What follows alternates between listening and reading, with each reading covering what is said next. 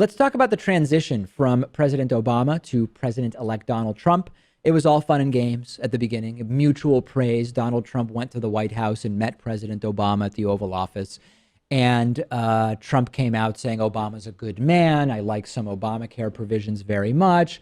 It all seemed like a very friendly transition. And the optics sort of were that, but it's actually gotten very ugly right now in diplomatic terms. Think about it for a second. President Obama sanctions Russia for their alleged involvement in hacking the election. As I said earlier in the show, Trump tweets that Vladimir Putin is actually really smart for how he handled what President Obama did. Not exactly the signs of a peaceful transition of power where we have two leaders, current and future, on the same page with the U.S. relationship to foreign powers. Trump says he wants more drilling, more fossil fuels. He hires Rex Tillerson, Exxon CEO, to be Secretary of State. And then President Obama bans oil drilling off the Atlantic coast and in the Arctic. That's a direct response, Pat, to what Donald Trump has been saying he will do. Yeah, I mean, it's clear that these people don't like each other. And I think that goes back to when Donald Trump was questioning the citizenship of Barack Obama. And later when Obama ridiculed Trump at the White House Correspondents' Dinner. Yeah. They've been able to put on this veneer that they're, getting along, being cordial. But I think that'll fade away. If you look at what President Obama is signing into law, you see that there is nothing friendly about this. Another example, Trump selects this outrageous ambassador to Israel, David Friedman. I talked about this in the last week before we went on break. David Friedman is in the minority of the minority that wants more settlements in Israel, one of the biggest impediments to peace in Israel. And President Obama has since criticized Israeli settlements. This is a direct response to Donald Trump. Since Election Day, President Obama has named 103 different people to a variety of key commissions and jobs, including the Council on Disability, Amtrak's Board of Directors, etc. All of these positions have influence.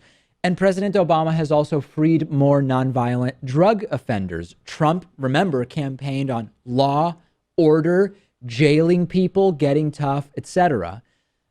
I don't know how else to say it, but the only way you can think this is a friendly transition is if you just remember this picture that we're showing with the handshake and ignore the actions that have been taken. There's nothing friendly about it. Yeah, and unfortunately, a lot of the actions that Obama's taking now are going to be subject to being overturned when Trump takes office. So, I mean, he'll try his best to keep some of his changes into law, but a lot of them will be on the chopping block. It depends what we're talking about. I mean, the Obama administration is working as carefully as it can to do as much as it can in a way that can't be overturned. So like the Arctic drilling ban, for example, yes, President Trump could attempt to overturn it, but it would likely be tied up in courts for years. So the Paris Climate Accords, another one, it would take 4 years to get out of that deal. Exactly. So, and Trump is noticing this. He got on Twitter. He said, disregard the many inflammatory President Obama statements and roadblocks. Thought it was going to be a smooth transition.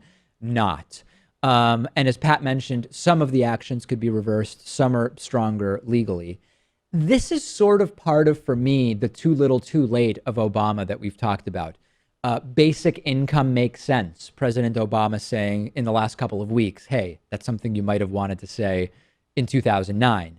Weed should be legal and regulated like tobacco or alcohol. I get it. Not politically safe to do that maybe in 2009. But did you have to wait until December of 2016 to say that? I would argue President Obama could have said something more forceful about that before.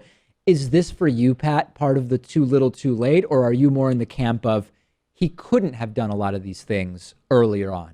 I mean, I think he was thinking strategically, but it is too little too late. I think he wouldn't have gotten enough support behind, coming out in favor of gay marriage before it was popular, coming out in favor of legalization of marijuana, and he wouldn't have been able to get much done with it.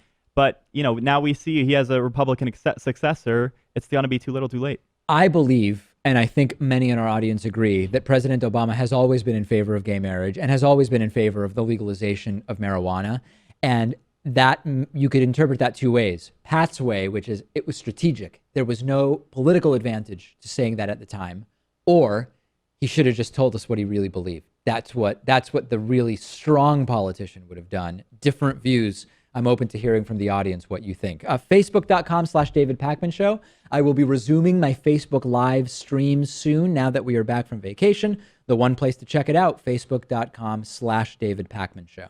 Thanks for watching this video. Before you watch the next one, remember, we're raising money to expand the David Pakman Show Big League, as well as expand progressive activism. Go to davidpakman.com/donate. Donations of any size are much appreciated.